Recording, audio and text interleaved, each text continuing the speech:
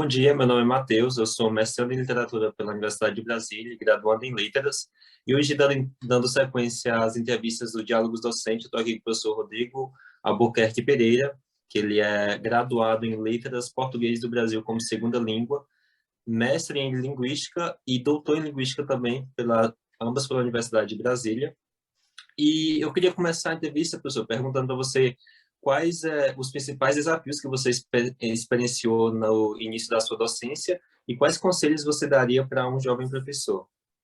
Então, bom dia, Matheus, bom dia quem nos assiste. Eu queria agradecer o convite feito, é realmente uma oportunidade muito importante para a gente dar um pouco de visibilidade à área de formação de letras, né? Então, respondendo à primeira pergunta, de forma bem objetiva, eu acho que o principal desafio, sem dúvida, é o primeiro emprego, né? A gente tem essa dificuldade de entrar no mercado, a gente às vezes encontra escolas, né, no meu caso, que sou da licenciatura, escolas que já pedem uma experiência prévia, mas se você não tem uma primeira escola que te abra as portas, você nunca vai ter experiência prévia, né?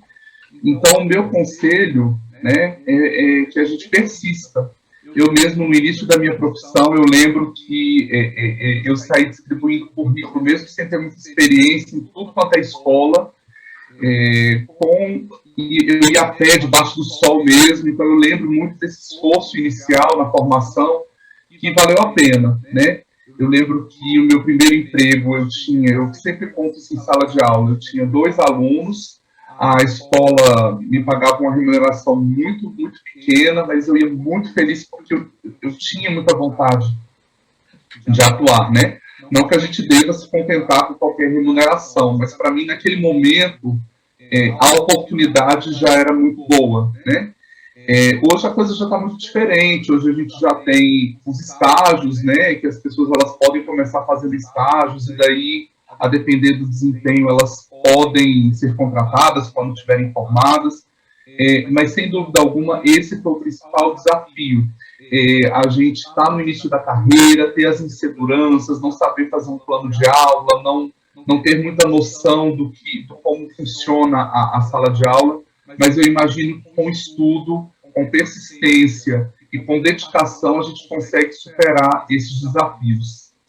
Sim. Muito legal você falar isso, que eu também identifico como um grande problema. Nessa mesma ideia, qual que você acha que é a diferença entre um professor da área de linguística para um professor de outras áreas? Ou seja, o que é ser um professor de linguística? Bom, eu imagino que o professor que tem formação em linguística, né, que vai atuar, no meu caso, em língua portuguesa, a gente tem aqui na UNB o Instituto de Letras, que abarca, né, quando a gente fala de letras, a gente está falando de pelo menos uns 14 a 16 cursos que a gente tem, né? Então, a gente tem, em resumo, pessoas que atuam na licenciatura e no bacharelado, em língua portuguesa e em línguas estrangeiras, resumindo muito, né? Então, ser um professor na área de letras, na área de linguística, é ser um professor, que eu acho que da mesma forma que nas outras áreas, se precisa estudar bastante e precisa estudar coisas que não estão relacionadas somente na sua área de formação, né? Mas é um professor que vai discutir de modo específico a linguagem e a sua manifestação, seja dentro dos textos, no ensino de gramática, no ensino de literatura, né? É um professor que é muito responsabilizado na prática cotidiana, né? Pelo desempenho de leitura escrita dos estudantes. Mas a gente precisa também reforçar que leitura escrita é um compromisso de todos os professores, porque ler em língua portuguesa, por exemplo, é muito diferente de ler um texto da área de matemática, da área de ciências, em que, nesses textos, os conhecimentos mobilizados são da área de matemática e ciências. Então, os professores de matemática e ciências, nesse exemplo que eu estou dando, são grandes responsáveis, né? Mas nós temos um conhecimento muito aprofundado, assim como as pessoas das artes, né? Em linguagens. Então, a gente consegue, dentro de uma escola, por exemplo, diferentemente de outras formações, transitar por eixos interdisciplinares com mais facilidade, né? discutir isso na nossa sala de aula, no ensino de texto, a gente pode discutir temas em história, em conhecimentos gerais, em cultura, né? Então, ser um professor na área de letras e linguística é enxergar um mundo muito rico em termos semióticos, em termos de manifestação e, de fato, entender que cada ser humano vai ter sua forma específica, particular de se manifestar. Esse também é um professor que precisa pensar, né, em propagar esse respeito à diversidade de falares, à diversidade de comportamentos e à diversidade de visões de mundo. Então, eu acho que isso nos diferencia, talvez, né, mas digo com certeza que é um atributo de quem atua na nossa área. Assim, eu acho que nessa resposta sua acabou que já entrou um pouco na minha outra pergunta, mas eu vou fazer aqui que talvez você possa explanar melhor sobre essa questão até dessa interdisciplinaridade, que é qual que é a importância do ensino de linguística hoje? Olha, ele é muito importante para sensibilizar para todos esses pontos, Matheus, que você realmente trouxe, né? E pensando um pouco na linguística de forma muito ampla, a gente pensa, quando a gente pensa na escola, a gente pensa em trabalhar todos esses níveis que a gente tem contato na universidade dentro da escola, né? Então, quem está na área percebe que a gente começa trabalhando com tópicos relacionados à fonética e fonologia, que é a área que cuida dos sons, né? Fazendo um grande resumo. Daí a gente migra para a área da morfologia, que é a área que estuda as palavras, digamos assim, né?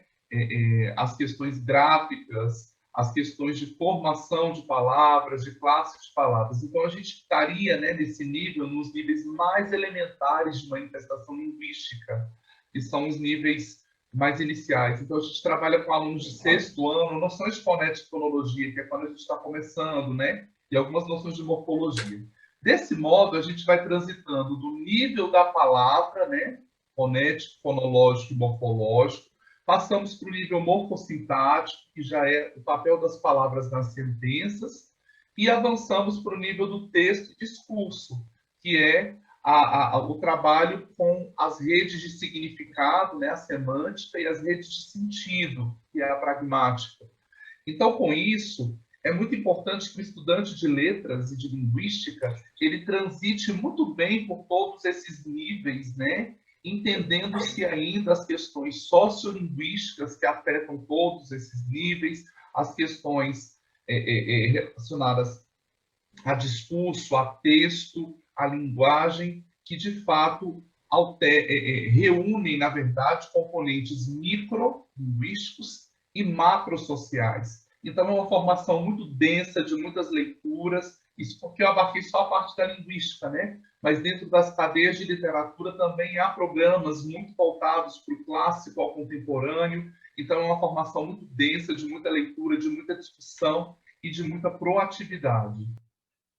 E desses temas que você falou, dessas temáticas, qual que você considera mais importante, essencial para a formação docente? Formação e atuação docente. Ótima pergunta. Eu acredito que, como eu já, de certa forma, trouxe, a gente vai pensar numa formação interdisciplinar de fato, mas não é aquele interdisciplinar que a gente fala só para ficar bonito aqui na tela. Não, tem que ser um interdisciplinar de fato na ação, né? Então, eu não posso desconsiderar, quando eu estou fazendo uma disciplina, por exemplo, da área de educação, que ela não vai ter temáticas que são essenciais para a formação na atuação docente, né? Elas precisam, de fato, dialogar com a prática profissional, com o engajamento profissional e com as atividades profissionais, né? Não dá para a gente pensar que essas disciplinas que a gente cursa na educação são disciplinas para cumprir simplesmente uma carga. Então, primeiramente, eu começo como professor da licenciatura, Matheus, dizendo que são essenciais os componentes da área de educação, didática, psicologia da educação, fundamentos da aprendizagem, são disciplinas que, de fato, instrumentalizam o professor para o seu agir docente. Para além dessas questões, eu percebo que há discussões da sociologia, da antropologia, da filosofia, das artes, que também são atinentes também são condizentes, melhor dizendo, com a formação, com a atuação docente. Além disso, a realização de cursos, né?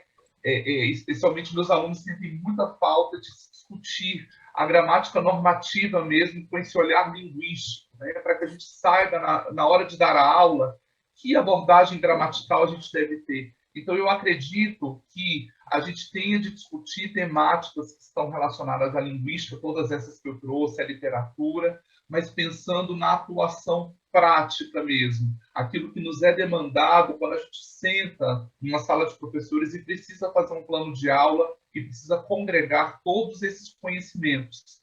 Então, acredito que as práticas, as atividades da universidade que propiciam a gente trabalhar nessa tríade, teoria, prática e extensão, são de fato atividades que ampliam o olhar desse futuro professor, dessa futura professor, na atuação docente. Acho que seria isso. Professor, então, para finalizar, qual livro você indica que você acha imprescindível para um professor da sua área? E por que esse livro é importante? Nossa, essa pergunta é uma pergunta bem difícil. Eu estou com os livros aqui perto e eu te digo difícil pelo seguinte, porque quando a gente indica um livro, a gente deixa de indicar vários livros, né? E numa formação tão complexa como essa, como eu espero ter deixado essa mensagem aqui para quem está nos assistindo, a gente tem vários livros que são muito importantes. Mas eu vou pegar um aqui para mostrar para vocês que tem a ver com o que eu faço na universidade, com a minha área de formação, com as atividades com as quais eu trabalho e me dedico, né? E, de fato, é um livro muito importante. Ele é do ano de 2010, então ele tem 12 anos que está no mercado, mas traz uma discussão altamente atual e necessária para o estudante, tanto para o estudante que está em formação, quanto para o estudante como você, Matheus, que já está na formação da graduação, quanto, no seu caso, que já está na pós-graduação. Eu acho que serve dos dois públicos, né? É esse livro aqui, Produção Textual na Universidade, de Desirê Motarrot e Gabriela Endes. É um livro que vai discutir aspectos importantes da escrita de gêneros acadêmicos, né? Então, trabalha com a escrita acadêmica.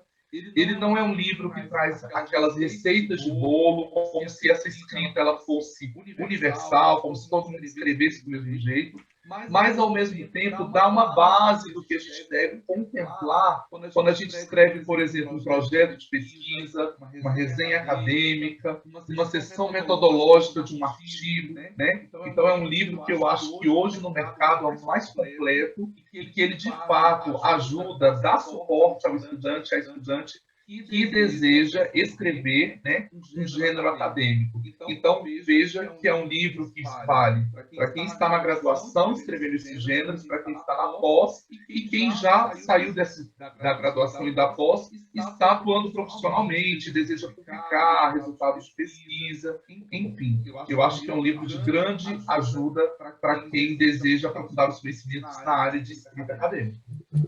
Pois eu já anotei aqui a dica, professor. Com certeza eu vou atrás sim, que eu estou precisando de uma ajuda aí. Mas é isso então, professor. Muito obrigado pela sua disponibilidade de estar aqui participando do nosso projeto. E é isso. Bom dia para você. Eu que agradeço. Bom dia a todos e a todas.